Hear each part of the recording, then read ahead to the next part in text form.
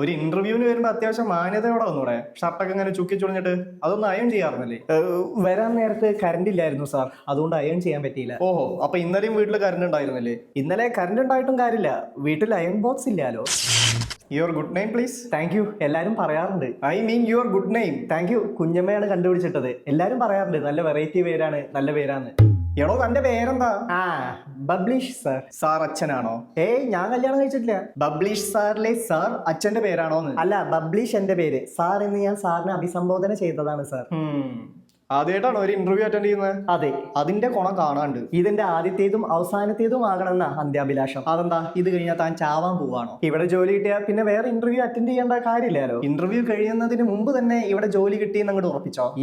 എന്റെ ഈ ലുക്ക്, എന്റെ ഈ ബോഡി, ഞാൻ ഓക്കെ അല്ലേ സർ? അയ്യേ, നിന്റെ ബോഡിയും ലുക്ക് നോക്കി ഞാനിവിടെ ഫാഷൻ ഷോക്ക് അല്ല ആളെടുക്കുന്നത്.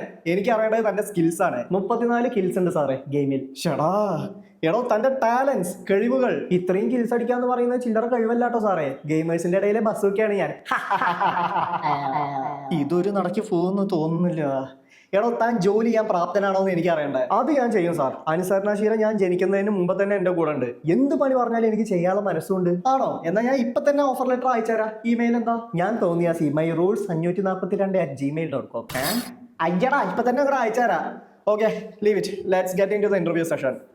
Tell me about yourself. താങ്കളെ കുറിച്ച് പറ, കേൾക്കട്ടെ. ഒരു മിനിറ്റ് സാറേ.